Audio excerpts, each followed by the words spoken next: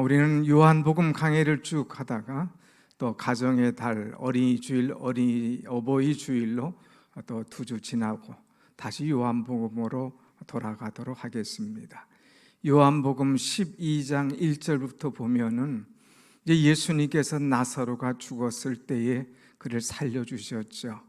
그리고 이 베다니 마을에 주님께서 다시 오셨을 때에 이 나사로 가정에서 정말 감사해서 예수님을 모시고 예수를 위한 잔치를 벌였습니다. 예수님을 모시고 예수를 위하여 잔치할세 하면서 잔치를 시작했는데 그 잔치에 사람들이 왔죠. 예수님의 12제자도 오고 사람들도 오고 할 때에 이 사람들이, 가족들이 각자가 한 일이 있습니다. 마르다라는 사람은 얼른 부엌에 가서 음식 준비를 합니다. 사람 그래도 모이면 먹을 게 있어야 되니까 음식 준비를 하느라고 바빴어요. 두 번째는 이제 나사로라고 하는 사람은 예수님 곁에 앉아 있었습니다. 근데 그는 앉아 있기만 해도 이것이 복음이요, 이것이 은혜요, 이것이 간증이었어요. 사람들이 왔어요. 나사로를 봅니다. 나사로 때문에 예수 믿는 사람이 많아졌다 하는 말씀이 나올 정도로 이 사람이 정말 살아났구만, 이 사람이 정말 죽었는데 예수님께서 살려준 그 사람이구만, 틀림없이 살아있구만. 그 사람 때문에 믿는 자의 수가 많아지는 그 축복이 있었죠. 그런가 하면 또 하나, 마리아라는 사람은 어떻게 헌신을 했느냐. 마리아는 최고로 최선을 다해서 자신의 옥합을 깨어서 예수님 발 앞에 쏟았습니다. 향유가 쏟아질 때 향내가 얼마나 가득하여 진동을 하죠. 그래서 최고의 좋은 것 최선을 다해서 예수님께 헌신하고, 그때 가룟 유다가 왜 비싼 것을 허비하느냐, 차라리 팔아서 가난한 사람에 주면 더 좋지 않겠느냐고 비난했어요. 그런데 이 마리아는 그 비난에도 불구하고 하나님 앞에 헌신했죠.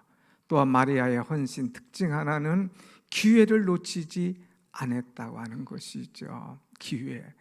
이 주님의 앞에 쏟아붓는 이 향유는 마지막 주님의 죽으심을 앞에 두는 향품을 바르는 것 같은 기회. 그래서 주님께서 가만두어라, 이 사람이 나에게 죽을 향품 미리 바르느니라.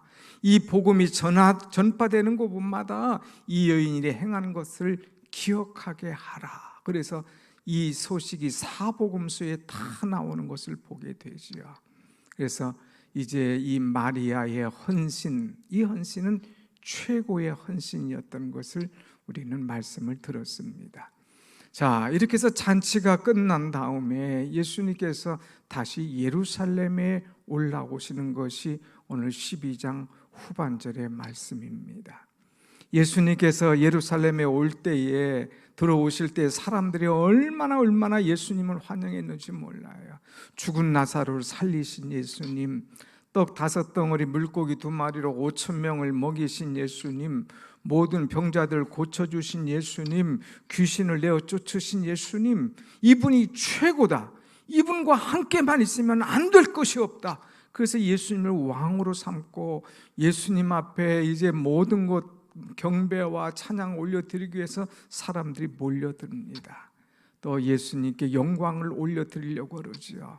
그런데 예수님은 오늘 23절에 이제 인자가 받을 영광의 때가 왔도다 하고 말씀하셔요. 인자가 받을 영광의 때가 왔도다 그랬는데 사람들은 그날이, 그 시간이 왕이 되는 시간인가 하는 착각을 하지만 예수님은 역설적인 얘기를 합니다. 영광의 왕, 영광의 시간이 박수 받을 시간이 아니라, 왕이 될 시간이 아니라 인자가 이제 때가 가까웠다. 이 때는 언제냐? 곧 죽을 때가 가까웠다 하는 말씀이에요. 그러면서 우리에게 참으로 귀한 말씀을 주시는 것이 오늘 24절이죠. 24절 말씀을 한번 다 같이 보겠습니다. 24절 시작. 내가 진실로 진실로 너희에게 이르노니 한 알의 밀이 땅에 떨어져 죽지 아니하면 한 알 그대로 있고 죽으면 많은 열매를 맺으니라. 아멘. 주님께서 진실로 진실로 너희에게 이른다. 한 알의 밀 땅에 떨어져 죽지 아니하면 그대로 있고 죽으면 많은 열매를 맺느니라. 오늘 우리는 이 말씀을 사람들이 얼마나 좋아하는지 모릅니다. 근데 한 알의 밀, 이것은 은유적인 해석으로 또 상징적인 해석으로 할 수가 있는데 그것은 곧 예수님의 죽으심, 십자가의 죽으심을 이야기하죠. 한 알의 밀이 땅에 떨어져 죽으면 많은 열매를 맺는다. 이 말씀은 예수님이 그 십자가에 죽으실 것, 그래서 많은 사람에게 영생 구원의 은총을 베푸실 것을 말씀하고 있습니다. 여러분, 십자가는 피 흘려 죽는 것이죠. 십자가는 피 흘려 죽는 것이지만 이 한 알의 밀 죽음을 통하여서 많은 열매, 많은 생명을 살려내는 은혜의 역사가 일어나는 것임을 우리에게 가르쳐 주고 있습니다. 오늘은 이제 특별히 가정의 달, 이제 어린이 주일 지나고 어버이 주일 지나고 교사 주일로 지킵니다. 그래서 일부 예배 때는 우리 교사들을 다 이제 나오게 해서 그들을 축복하고 그들에게 또 선물을 하나씩 드렸어요. 우리 다음 세대 자녀들을 가르쳐 준 것이 얼마나 감사한지. 그러면서 또 오늘 오후 3시에는 임직 감사 예배가 있지 않습니까? 임직 감사, 임직하신 분들에게, 교사들에게 꼭 필요한 메시지가 뭘까? 오늘 본문의 말씀이에요. 저는 그래서 강해 설교를 좋아하는 것이 쭉 말씀해보면 그 시간에 그 사람들에게 어떻게 그렇게 꼭 말씀을 주시는지, 오늘 이 말씀이 참 준비하면서 은혜가 됐는데, 오늘 교사들도 있고 우리 청년 교사들도 계시지만 또 오늘 임직하신 분들 오늘 마지막 말씀인 줄 알고 이 말씀을 잘 들으세요. 오늘 말씀에 그래서 제목을 이렇게 잡았습니다. 본문을 가지고 말씀의 제목을 주님, 제가 한 알의 밀알이 되겠습니다 하는 거예요. 한번 같이 해볼까요? 주님, 제가 한 알의 밀알이 되겠습니다. 제가 한 알의 밀알이 되겠습니다. 오늘 여러분, 다른 사람에게 하는 얘기가 아니야. 주님, 제가 한 알의 밀알이 되겠습니다 하는 것이죠. 오늘 여러분, 우리가 한 알의 밀이 되어서 많은 열매를 맺으려면 3가지가 필요합니다. 그것이 뭐냐? 오늘 24절을 다시 한번 자세히 보면 내가 진실로 진실로 너에게 이르노니 한 알의 밀이 땅에 떨어져 그랬어요.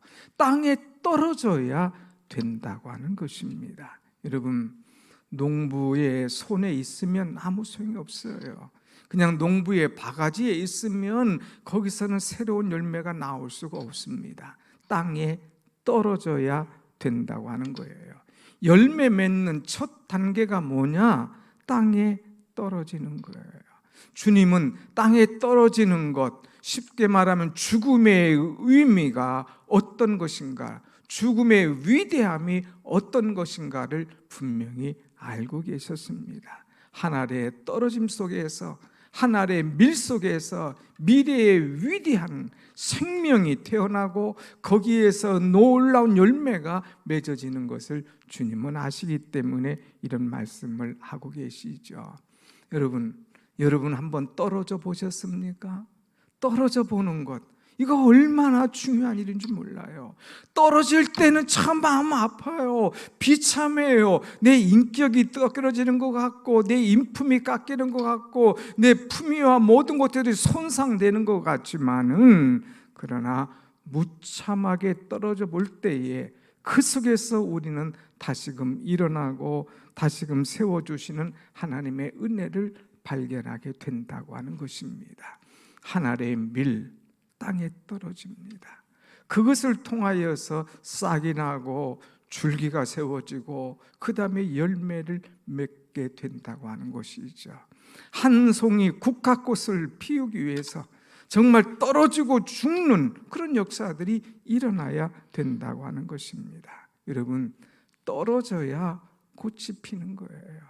떨어질 때에 아름다운 꽃을 볼 수 있고 열매를 맺을 수가 있다고 하는 것입니다. 샌프란시스코에 가보신 분은 많이 계시겠지만 샌프란시스코 가면 많은 그 관광지가 있지요. 금문교도 있고 피어 39도 있고 또 엘카트로즈 섬도 있고 또 조금 더 가면 이제 17마일즈도 있고 참 관광지가 많이 있죠. 그런데 그 가운데 꼭 관광객들이 한번 살짝 하는 코스가 있어요. 언덕 위에 있는 집들, 그리고 그 내려올 때에 보는 꽃길, 이것이 얼마나 아름다운지 몰라요. 한번 그 길을 한번 볼까요, 여러분? 언덕 위에 저렇게 아름다운 꽃길이 있어요. 저 언덕이 약 27도의 언덕이에요. 그래서 그냥 올라가려면 좀 힘들어요. 그래서 반대 방향에서 넘어와서 저 언덕을 차가 한 대를 두 대도 못 갑니다. 꼭 한 대가 싹 꼬부랑꼬부랑 길을 내려오는데 옆에 꽃이 얼마나 아름다운지 그 꽃을 감상하면서 내려오는 그 모습 정말 귀하죠. 그런데 저 꽃길이 그냥 만들어졌느냐? 그렇지 않다는 거예요. 한 우체부가 있었습니다. 이 젊어서부터 우체부를 하는데 이 사람이 15년 동안 우체부를 하면서 이 언덕을 올라가요. 힘들잖아요. 자전거로 또 갈 때는 더 힘들지 않습니까? 그래서 이제 15년간이나 일을 하다 보니까 이제 힘도 들고 또 지치기도 하고 또 지루하기도 하고 그래서 그만두려고 싶었어요. 그래서 하나님 앞에 기도합니다. 하나님, 저 이제 너무 지루해요. 저 너무 오래 했잖아요. 하나님, 그만두고 싶은데 어떻게 하면 좋을까요? 그럴 때 하나님, 조금 더 해라 그러는 거예요. 그런데 이렇게 지치는데 어떻게 계속 할 수 있을까요? 한번 기도하고 한번 새롭게 해봐라 말씀하시는 거예요. 기도하고 새롭게 해봐라. 그래 기도했어요. 뭘 새롭게 하라는 걸까? 기도하다가 딱 생각나는 것이 옳지, 내가 편지만 가져갈 것이 아니라 꽃씨는 무겁지 않으니까 주머니에다 넣고 가서 내려올 때 꽃씨를 뿌려야 되겠다 생각한 거예요. 그리고 내려오면서 이 꽃씨를 뿌리게 됩니다. 이제 쭉 계속해서 씨를 뿌리고 씨를 뿌리고. 근데 그 다음에 보니까 아주 꽃이 예쁘게 올라오는 거예요. 이거 참 새롭네. 야, 이거 재밌네. 야, 이거 참나 아름답네. 그래서 또 다른 꽃을 갖다가 또 뿌립니다. 또 뿌립니다. 그러다 보니까 너무너무 예뻐요. 길도 아주 예쁘게 이렇게 굴곡하면서 길을 내놓으니까 거기가 샌프란시스코의 명소가 된 거예요. 명소. 꽃, 아름다운 꽃. 사람들은 꽃만 보지만 그 꽃길이 생기게 된 배경을 우리가 들을 때에 더 귀하지 않습니까? 오늘 여러분, 우리가 이 꽃씨를 심으면 그것이 꽃씨가 떨어지면 거기엔 반드시 아름다운 꽃이 피게 되어 있다고 하는 것이죠. 여러분, 우린 떨어져야 되는 거예요. 철저히 내가 떨어져야지. 손 안에 있고 그릇 안에 있고 바가지 안에 있으면 이 아름다운 꽃을 볼 수가 없다고 하는 것입니다. 그러면 여기 떨어진다고 하는 것은 무엇을 의미할까? 이 떨어진다고 하는 것은 겸손한 것을 말합니다. 겸손이라는 것을 사전에서 찾아보면 남을 높이고 자신을 낮춘다, 땅바닥에 엎드린다고 하는 뜻이에요. 오늘 임직하시는 여러분, 장로님, 안수 집사님, 우리 권사님들은 겸손해야 돼요. 겸손해야 돼요. 내가 임직했다고 완장 차는 게 아니에요. 내가 임직했다고 한다고 올라갔다고 목을 세우는 게 아니에요. 겸손해야 돼. 겸손. 땅에 떨어지는 사람. 그래서 나로 하여금 한 송이의 꽃을 피울 수 있는 그런 존재가 되어야 될 줄로 믿습니다. 아멘. 우리 주님은 철저하게 떨어졌어요. 그는 근본 하나님의 본체시나 인간의 옷을 입고 이 땅에 떨어지셨어요. 그리고 철저히 죽어주셨어요. 그것을 통하여서 생명과 꽃과 아름다움과 구원의 축복을 우리에게 허락하셨지 않습니까? 우리 주님은요, 사람들을 세울 때에 그냥 세우지 않아요. 철저하게 떨어뜨리고 세웁니다. 여러분, 신앙의 위인들 보세요. 하나님께서 다 한 번씩 꺾어 놓으셨어요. 모세를 볼까요? 모세가 궁중에서 40년, 왕궁에서 40년 생활할 때 얼마나 최고의 생활을 했지 않습니까?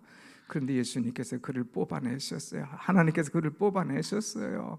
그래서 광야 생활을 80년, 40년 또 하게 되죠. 그러면서 이 광야 생활을 하면서 얼마나 훈련합니까? 여기서 훈련받고 그리고 나가서 민족을 이끌고 또 40년 생활하는 것을 보게 됩니다. 여러분, 우리가 이 모세, 하나님께서 철저하게 떨어뜨리고 훈련시켜서 세우시는 그런 모습, 다윗도 마찬가지 아닙니까? 사람들은 다 다윗은 만만, 사울은 천천하고 기고만장할 때에 이제 사울이 그를 쫓아내죠. 그를 추격하죠. 그 어려움 속에 있죠. 아들랑 굴에 가서 숨죠. 그런 과정을 통해서 철저히 낮아지게 하고 철저히 떨어지게 한 다음에 하나님께서 그를 높이 세우시는 그 모습을 보지 않습니까? 또 우리가 좋아하는 요셉도 마찬가지잖아요. 이 색동옷을 입습니다. 아버지에게 특별한 사랑을 받죠. 그러나 그를 던져버리게 합니다. 구덩이 속에 빠지게 합니다. 노예로 들어가게 합니다. 또 오해받아서 감옥에 가게 합니다. 철저하게 떨어뜨린 다음에 그를 이방 나라에서 총리로 세우셔서 그를 통하여 하나님께서 엄청난 역사를 이루어가는 것을 우리는 볼 수 있지 않습니까? 내가 정말 새롭게 태어나는 것은 철저히 떨어져야만이 새롭게 태어날 수가 있어요. 인간은 본질적으로 악하고 교만합니다. 자꾸 자기를 나타내고 싶어 하는 거예요. 자랑하고 싶어 하는 거예요. 자기 이름을 드러내고 싶어 하는 거예요. 그런 사람은 꽃을 피울 수가 없어요. 철저히 낮아지고 겸손해야 하나님께서 그 사람을 통하여 아름다운 꽃, 아름다운 열매를 맺게 하실 줄로 믿습니다. 아멘. 오늘 임직 받으시는 여러분, 우리는 철저하게 떨어집시다. 철저하게 겸손해져야 돼요. 우리 한번 같이 해봅시다. 주님, 제가 떨어지겠습니다. 제가 떨어지겠습니다. 제가 주님 이제 더 겸손하게 살겠습니다 하는 이 마음의 자세가 우리 속에 확실히 있어야 된다는 것이죠. 두 번째는 이제 우리가 임직자로서 또 많은 열매를 맺기를 원한다면 하나님의 밀은 죽어야 된다고 하는 거예요. 여러분, 오늘 24절 중간에 보면 이제 한 알의 밀이 땅에 떨어져 죽지 아니하면 한 알 그대로 있고 죽으면 많은 열매를 맺느니라 그랬어요. 죽어야 된다는 거예요. 죽지 않으면 한 알 그대로 있다. 죽으면 많은 열매를 맺는다. 이거 너무나 잘 아는 말씀이지만 중요한 것은 내가 죽어야 된다는 거예요. 죽어야 열매를 맺을 수가 있어요. 여러분, 벼씨 이제 우리가 하나를 심으면 몇 알을 거두는지 아십니까? 140알을 거두는 거예요. 하나를 딱 심었는데 여기서 140알을 거두는 거예요. 한 알이 죽을 때에 수많은 열매를 거둘 수 있다는 것 엄청난 이야기 아닙니까? 이것은 식물에만 해당되는 게 아니라 이제 생물에게도, 특별히 연어 이에게도 해당되는 이야기죠. 여러분이 잘 아시지만 연어는 강이나 하천 또 밀물에서 자라다가 이제 큰 바다로 가서 한 3, 4년을 지냅니다.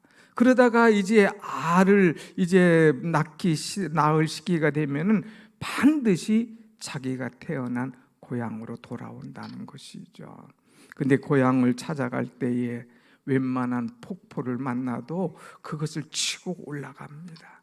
막 폭포, 심지어는 나야가라 같은 그런 폭포를 막 치고 치고 막 올라가는 거예요. 올라갈 때 막 주둥이가 깨지죠. 올라갔다가 툭툭 떨어지면서 지느러미가 다 부서지죠. 그래도 계속 치고 올라가는 거예요.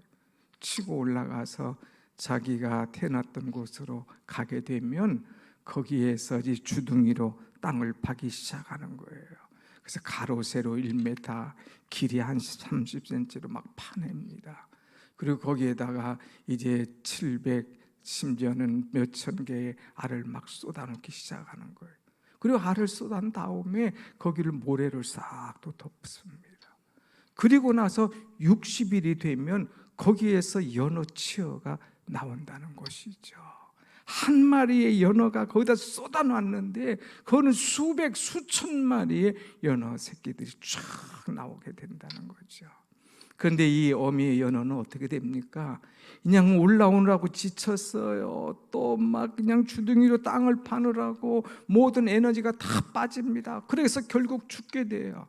한 마리의 연어는 죽지만 수천 개의 연어 치어들이 거기서 생명을 태어나게 되고 새로운 이 생명을 얻고 이제 나가게 된다고 하는 것.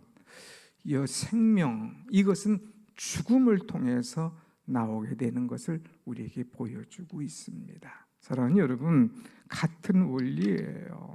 땅에 밀이 한 알이 떨어져 죽어야 생명을 얻을 수 있는 것처럼 여러분이 정말 죽어야 새롭게 사는 은혜 역사가 분명 우리 가운데도 일어나게 될 줄로 믿습니다. 아멘. 예수님은 사람을 가르치셨어요. 또 고치셨어요. 복음을 전파하셨어요. 귀신을 내어 쫓았어요. 죽은 자를 살렸어요. 그런데 그것보다 더 중요한 것은 뭐냐? 십자가에 달려 죽으셨다는 것.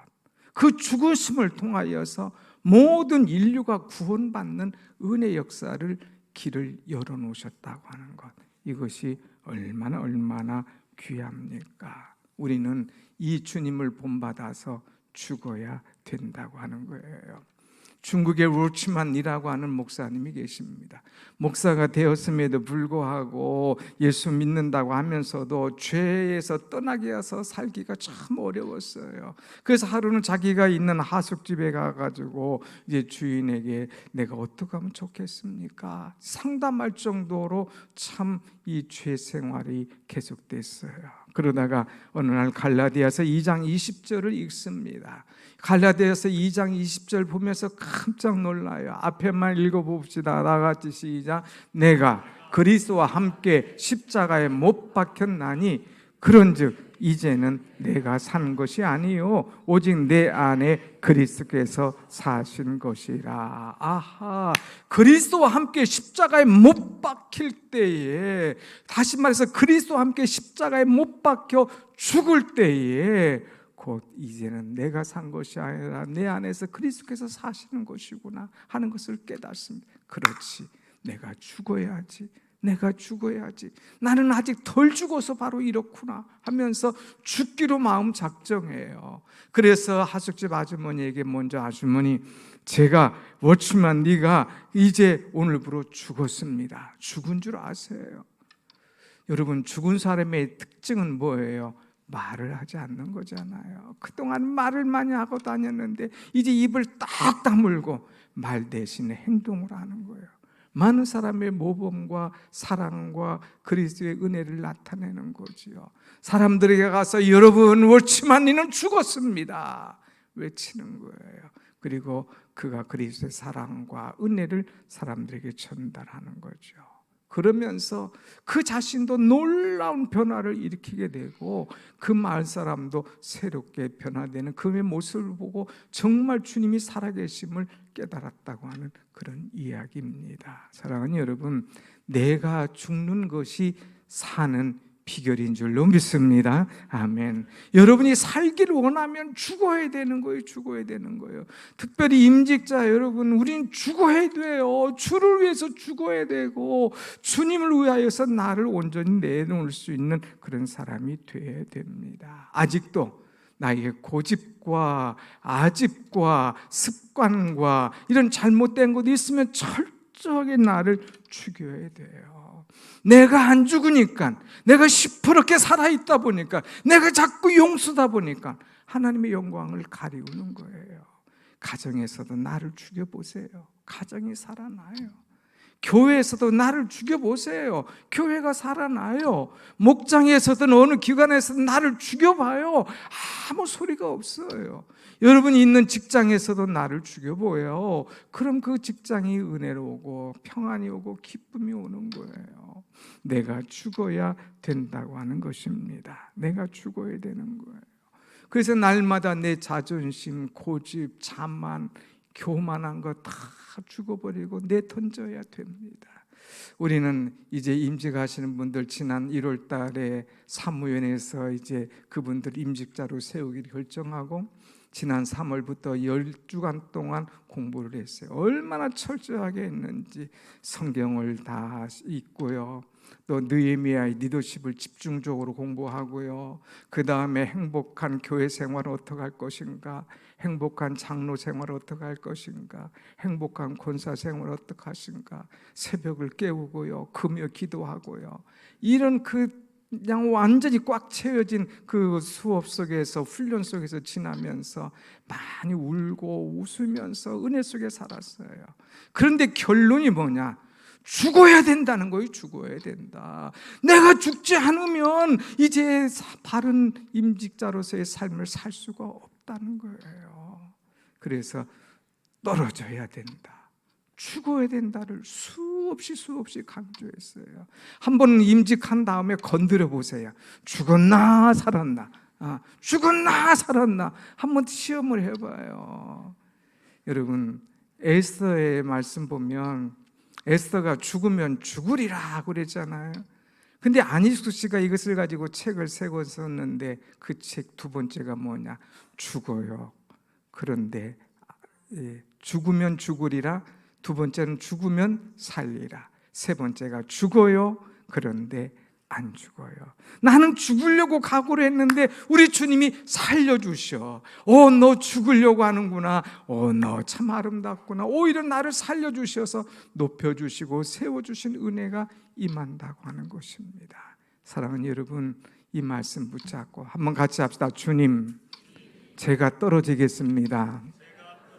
주님, 제가 죽겠습니다. 이 각오로 나갈 때에 정말 죽고 죽음을 통하여서 살아나는 생명의 역사를 오늘 여러분들 통하여서 일어나게 하실 줄로 믿습니다. 아멘. 3번째는 이제 많은 열매를 맺기를 원하는 임직자라면 꼭 해야 될 것이 3번째가 뭐냐? 섬겨야 된다고 하는 거예요. 26절 말씀을 한번 같이 봅니다. 26절 다 같이 시작. 사람이 나를 섬기려면 나를 따르라. 나 있는 곳에 나를 섬기는 자도 거기 있으리니 사람이 나를 섬기면 내 아버지께서 그를 귀히 여기시리라. 아멘. 오늘 여기 보면 섬기려면, 섬기는 자, 사람이 나를 섬기면, 섬김의 이야기가 3번이나 나오는 것을 보게 됩니다. 예수님은 철저하게 우리에게 섬김의 모습을 보여주셨어요. 발을 씻어주면서 섬김, 제자들을 사랑하면서 섬김, 연약한 자들 돌보면서 섬김을 다 보여주셨습니다. 여러분, 현재 성도들은요, 신앙생활을 어떻게 보면 참 편하게 해요. 여러분 예수 믿습니까? 그러면 아멘. 예수를 믿고 천국 갈 줄로 믿습니까? 아멘. 여기까지는 아멘 참 잘해요. 근데 섬기시기로 마음에 작정합니까? 섬길 때 여러분 각오가 되어 있습니까? 그러면 벌써 아멘이 줄어들어가요. 아니에요. 우리는 섬김이 있어야 돼요. 정말 우리 교회 감사한 거는 이제 성숙해져 가잖아요. 우리가 어디 농촌교회 봉사하러 가자 한번 딱 내놓으면 하루에 그냥 그거 딱 가득 차게 돼요. 섬기겠다 이거예요. 내가 행동으로 옮기겠다 이거예요. 주를 위해서 내 몸 부서지도록 내 봉사하겠다 이거예요.